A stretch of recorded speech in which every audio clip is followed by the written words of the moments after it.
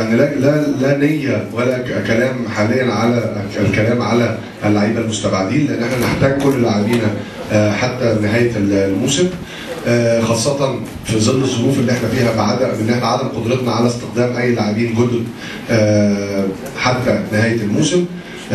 فقصه الاستغناء عن اللاعبين دي يعني قصه غير وارده تماما، وكل الحديث عنها والكلام عنها والتطرق عنها ما هو الا اجتهادات اعلاميه، مع كل احترامي للكلام اللي بيتقال. اما عن المراكز اللي محتاجين تدعيمها، انا ما اقدرش اقول لحضرتك مراكز، لكن بالفعل في 4 أو 5 اسماء طلبتها من مجلس الاداره ومن الكابتن احمد سليمان. والكابتن احمد سليمان بيقوم بمجهود خرافي خلال الفتره الماضيه ان هو يحقق لنا مطالبنا، او نقدر ان احنا باذن الله نصل لاتفاق مع 4 أو 5 لاعبين، وكان بدايتها ابراهيم صلاح. الحقيقه بحب اشكره على انتمائه لنادي الزمالك، وان هو ما زايدش عن نادي الزمالك، ودي نقطه مهمه جدا لما بنيجي نتكلم مع لعيب. ابراهيم صلاح من اول يوم قال انا بعد جمهور نادي الزمالك ان انا هبقى موجود في نادي الزمالك، رغم حتى لو عندي عروض من اي نادي تاني في العالم العربي وفي الشرق الاوسط.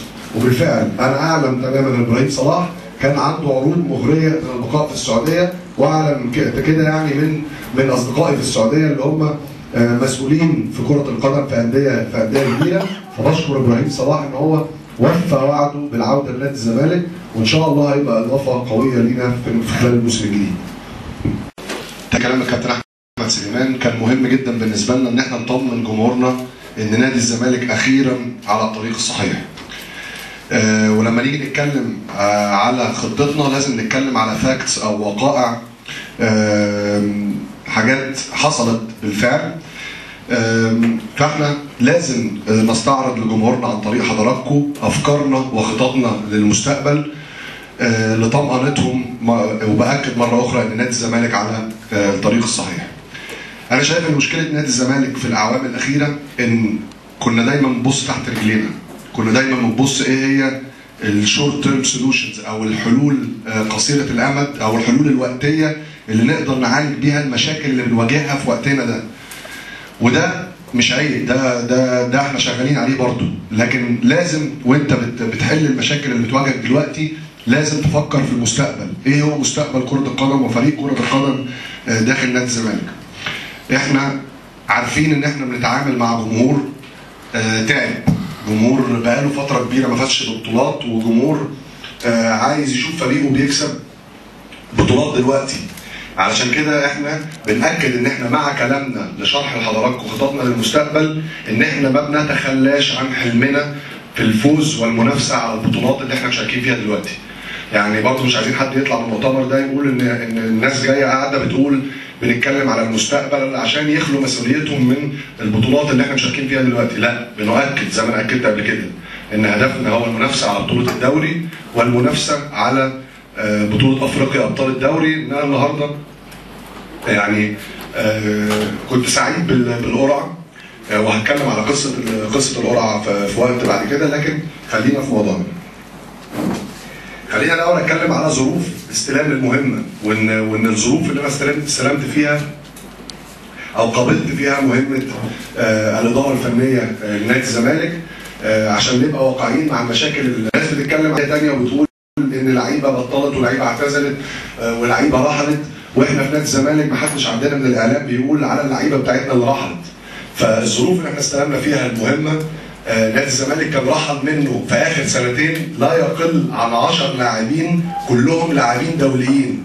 نتكلم عن عمرو زكي، نتكلم عن احمد عيد عبد الملك، نتكلم على شيكابالا، نتكلم على احمد حسن، بنتكلم على صبري رحيل، بنتكلم على ابراهيم صلاح، بنتكلم على اليكس موندومو، بنتكلم على رزاق، عبد الله سيسي. كل دول لعيبه رحلوا في اخر موسمين فقط او اخر موسم عن نادي الزمالك.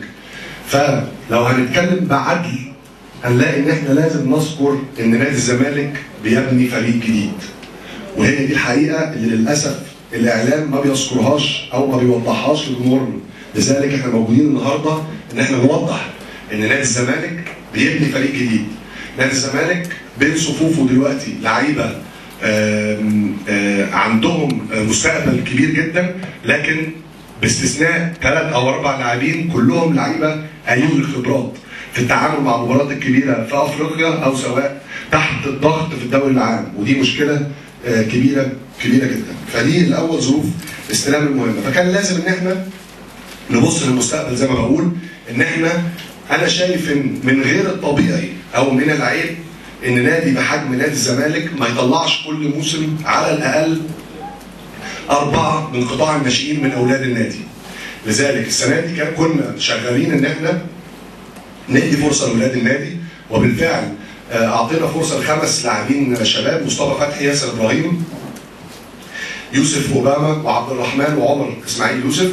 ودلوقتي شغالين ان احنا باذن الله وبنتعهد امام جمهور نادي الزمالك ان احنا بدايه من الموسم القادم هنطلع على الاقل 5 لاعبين اخرين. وده في حد ذاته انجاز كبير جدا. ان انت تطلع 10 لعيبه في موسمين، ده معناه ان انت ماشي على الطريق الصحيح. وهنقول لكم ايه الخطه اللي احنا شغالين بيها. اللي الحقيقه بشكرهم وباخد الفرصه دي ان انا اشكرهم ان هم مدينا مساحه في العمل والحريه في العمل للتخطيط لمستقبل نادي الزمالك. ولولا دعم هذا المجلس ما كناش هنبقى قاعدين القعده دي النهارده. يعني في مجلس ممكن ان هو يجي يسند مهمه للجهاز الفني لكن يبقى مضيق عليه مساحته ويبقى محدده في حته الملعب فقط، بل هناك بعض المجالس تتدخل في عمل الجهاز الفني حتى داخل الملعب. لكن الحقيقه من اول ما مستشار مرتضى منصور تولى مسؤوليه الرئاسه واحنا سمعنا حاجات كتيره جدا ان الراجل جاي بيتدخل، الراجل هيعمل مشاكل مع ميدو، الراجل جاي بيتوعد ميدو ويهدد ميدو. كل الكلام ده ملوش اي اساس من الصحه. من اول يوم دخل فيه النادي وهو اعطاني الدعم الكامل والحريه الكامله في المواقف يعني اللي كانت في المكسب والخساره. وشفنا بعد مباراه بتروجيت اللي هي انا بعتبرها كبوه كبيره لينا، شفنا قد ايه كان الدعم من مجلس الاداره، وان هم طلعوا ان احنا بيقولوا ان احنا ما بنعملش الجهاز الفني بالقطعه، ما بنعملوش بالمباراه، لكن احنا هنديله فرصته كامله واحنا متاكدين من كده. فبسبب هذا الدعم تواصلنا مع الدكتور محمود سعد اللي انا بشكره على المجهود الكبير اللي هو بيعمله في قطاع الناشئين، والمدربين اللي لازم ما ننساش دورهم، الكباتن كلهم الكبار بتاعنا اللي هم بيطلعوا لنا لعيبه جيدين لكن يحتاجوا الى بعض التنظيم والعمل معانا علشان يبقوا جاهزين للعب الفريق الاول. لذلك احنا انتقينا اهم المواهب الخارجه من قطاع الناشئين، هم حوالي 17 او 18 ولد، وقررنا ان الاولاد دول هشتغل معاهم قبل تدريبنا بمساعده الجهاز بساعتين. هنشتغل معاهم علشان يعني يبقى متعود على نفس السيستم بتاع الشغل بتاعنا بتاع الفريق الاول. فالاولاد دول بنشتغل معاهم فنيا وبنشتغل معاهم بدنيا وبنشتغل معاهم تكتيكيا. يبقى ازاي عنده تكتيكال نولج او عنده معرفه خططيه ان هو يقدر يلعب مع الفريق الاول حال تصعيده. بنفرجهم على ماتشات في اوروبا، بنقعد نديهم محاضرات تكتيكيه زي ما بقول لكم. كل ده انا ما بخترعوش، دي مدرسه اياكس امستردام وبرشلونه والانديه اللي هي عندها سيستم واحد بقاله 25 30 سنه. احنا بنحاول ان احنا ننفذ الفكر ده في مصر، والاول مره واول نادي زي ما نادي الزمالك كان دائما سباق بكل شيء، نادي الزمالك بينفذ الفكر ده في مصر كاول نادي ينفذه باحترافيه كبيره جدا. الاولاد دول احنا عاملين لهم باذن الله لا يقل عن 7 أو 8 مباريات وديه علشان يبقى ليهم حق حقيقي ونقدر ان احنا نعرف مستواهم ونقف على مستواهم بشكل حقيقي. لان احنا ساعات كتيره جدا وانت بتتفرج على الدوري يقول لك ايه؟ يقول لك والله اللعيب ده كان بيلعب في الزمالك ومشوه.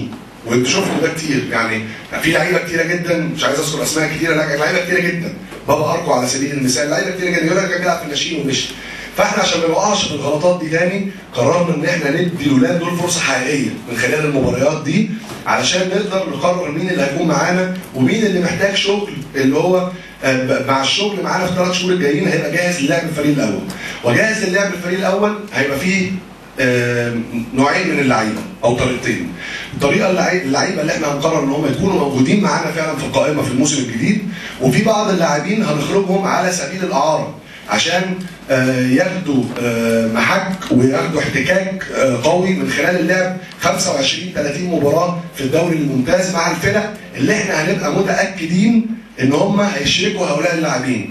يعني ايه؟ يعني قبل ما نودي اللعيب اعاره هنبقى بنتكلم مع الاداره الفنيه بتاعتهم ان انتوا اللعيبه دول ما تروحش تلعب تقعد احتياطي، اللعيبه دي تروح وتلعب مباريات بشكل اساسي مع فرقهم عشان بعد الموسم يرجعوا لنا بشكل افضل ولاعيبه اقوى من الوقت اللي هم وصلوا بشكل.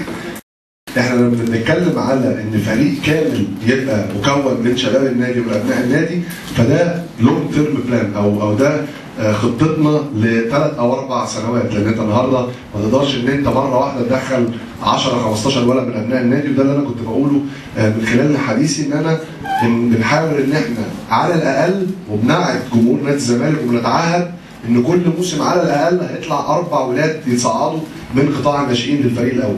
فلو لو حسبتها بالورقه والقلم هتلاقي ان ممكن خلال 3 أو 4 سنوات نادي الزمالك لاول مره في التاريخ يمتلك فريق جميعه من ابناء النادي، وهو ده الخطه اللي احنا شغالين عليها. سن التعاقدات يا كابتن؟ التعاقدات في لعيبه طبعا طلبنا التعاقد معاها، في لعيبه شباب وفي لعيبه محترفين كبار في السن، لكن ما اعتقدش ان نادي الزمالك هيتعاقد مع لعيب سنه اكبر من 30 سنه، يعني حته ان احنا نتعاقد مع لعيب سنه اكبر من 30 سنه هتبقى غير وارده تماما. علاء حمام موقع الزمالك معانا لعيبه كافيه تماما دلوقتي ان احنا نلعب بيهم ال3 مباريات القادمه في بطوله افريقيا وباذن الله نعمل نتائج ايجابيه. فما تخافوش ان شاء الله هنقدر ان احنا في ال3 مباريات سواء مباراه فيتا كلوب الاولانيه خارج ملعبنا باذن الله هنروح هناك ونعمل نتيجه ايجابيه، وبعد كده الهلال السوداني على ملعبنا باذن الله نتيجه ايجابيه، وبعد كده مازيمبي نتيجه ايجابيه. عايز اقول لكم الفرق بين نادي الزمالك السنه دي والسنين الماضيه. نادي الزمالك او انا بقول ان دايما مفتاح الصعود من دوري المجموعات هو عمل نتائج ايجابيه خارج ملعبك، وهو ده اللي نجح فيه نادي الزمالك هذا الموسم. 3 مباريات كانوا قمه في الصعوبه خلال مشوارنا، وال3 مباريات الحمد لله عملنا نتيجه ايجابيه، وبنتيجه ايجابيه خارج ملعبك انا بعني التعادل كمان، لان النقطه خارج ملعبك في دوري المجموعات ب3 نقط. فان شاء الله باذن الله بالثقافه الجديده اللي احنا حاطينها داخل الفريق ان احنا هنقدر ان احنا نخرج بره ملعبنا في ال3 مباريات الاولانيه فيتا كلوب ومازيمبي، وباذن الله نرجع منهم باكبر عدد ممكن من النقاط باذن الله.